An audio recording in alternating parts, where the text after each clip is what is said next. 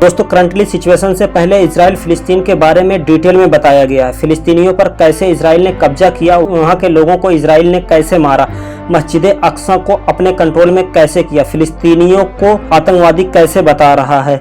अगर अभी तक आपने इस वीडियो को नहीं देखा है तो डिस्क्रिप्शन में इसकी लिंक मिल जाएगी, आप जाकर देख सकते हैं। उन सब के बारे में डिटेल में बताया गया है।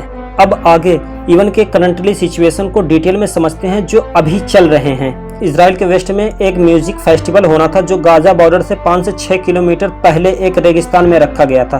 करीब 300 से 500 लोग शाम को ही यहां पर पहुंच गए थे। रात भर यहां फेस्टिवल चला और चलते चलते सुबह 6 बज गए। ठीक इसी टाइम हमास के मिलिटेंट गाजा स्ट्रिप से कई ग्रुप में निकलते हैं। एक ग्रुप बाई लैंड निकलता है बुलडोजर से बॉर्डर की बाउंड्री को तोड़ते हुए, दूसरा ग्रुप पानी के रास्ते इजराइल पहुंचता है और तीसरा ग्रुप हवा में मोटराइज पैराग्लाइडर लेकर पहुंचता है। और सेम टाइम में गाजा स्ट्रिप में बैठे एक ग्रुप वहां से मिसाइल छोड़ता है।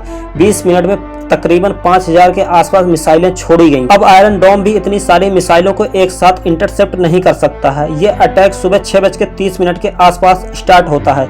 नेटिव, हसारा, कफार आजा, नहाल ओज, बेरी, नायर ओज, होलिट, इन एरिया में ये घुसते हैं और तबाही मचाते हैं। जो मैदान में फेस्टिवल हो रहे थे उसकी आवाज सुनकर हमास के कमांडोज उस ओर गए। हालांकि जब कोई खतरा होता है तो इजराइल में इमरजेंसी सायरन बजता है। इमरजेंसी सायरन बजने के बाद भी लोग ये समझ रहे थे कि ये फेस्टिवल का हिस्सा है। फेस्टिवल खुले में हो रहा था, काफी बड़ा मैदान था, छुपने की कोई जगह नहीं थी, इसलिए लोग रेगिस्तान में भाग रहे थे और पीछे से गाड़ी पर सवार हमास के कमांडोज गोली चला रहे थे। इसमें 260 लोगों की जान गई, 130 लोगों को बंदी बना लिया और उन्हें गाजा में ले गए क्योंकि हमास के कुछ लोग पहले से इजराइल की जेल में बंद थे इस बिहाफ पर कि उनको छुड़वाया जा सके। इसमें इवेंट के ऑर्गेनाइजर को मार दिया गया और को ऑर्गेनाइजर अभी भी गायब है। इस इंसिडेंट के होते ही मोहम्मद दैफ एक ऑडियो रिलीज करता है।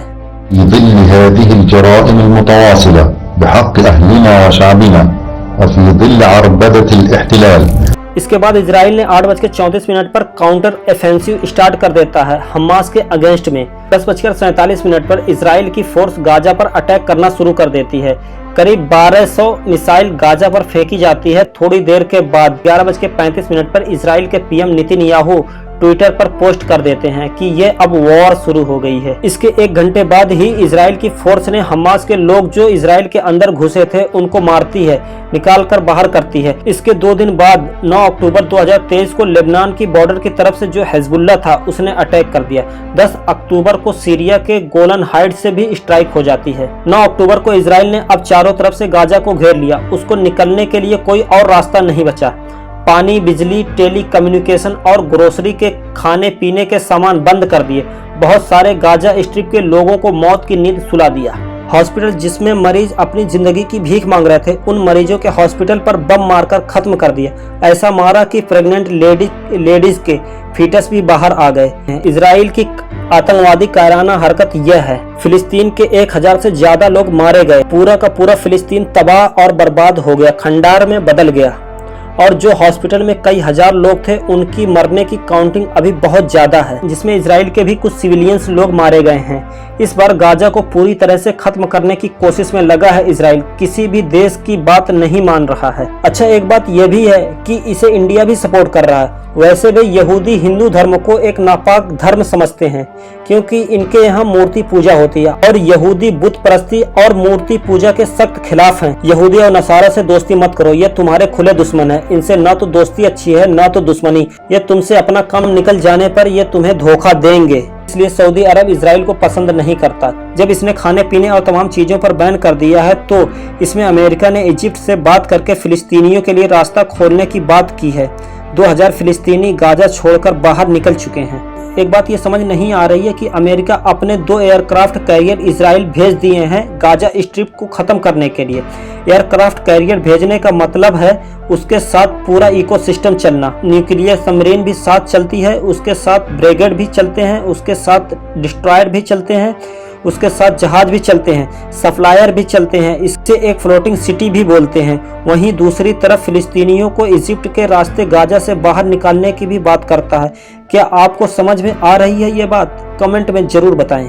अमेरिका मुंह मिट्ठू बन रहा है अपने ट्रेड को आगे बढ़ाने के लिए, क्योंकि यूएस से ट्रेड करना बड़ा लंबा रोड पड़ता था और इसमें अमेरिका को ज्यादा फायदा होता था।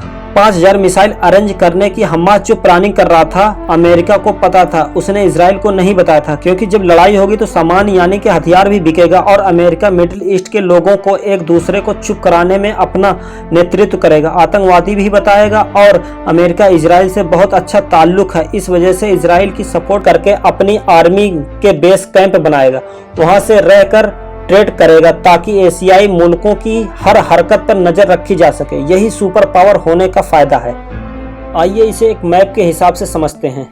देखिए ये ब्लू वाला जो है एक स्टैंडर्ड रोड है ट्रेड का। यह रोड यूएसए के लिए बहुत इंपॉर्टेंट है। इस रूट से ट्रेड होता है और पैसा बनता है। इसके काउंटर में रसिया ने काफी छोटा रूट डेवलप कर दिया है। जो रेड वाला आप देख रहे हैं इंडिया से होकर ईरान होते हुए यूरोप पहुंचता है, इसे NSTC रूट कहते हैं। ये बहुत छोटा है, इसमें टाइम और पैसा दोनों कम लगता है। तो अमेरिका ने इसके काउंटर में IMES रूट निकाला है। यह भी इंडिया से शुरू होगा, सऊदी अरब होते हुए इजराइल होते हुए यूरोप पहुंचेगा।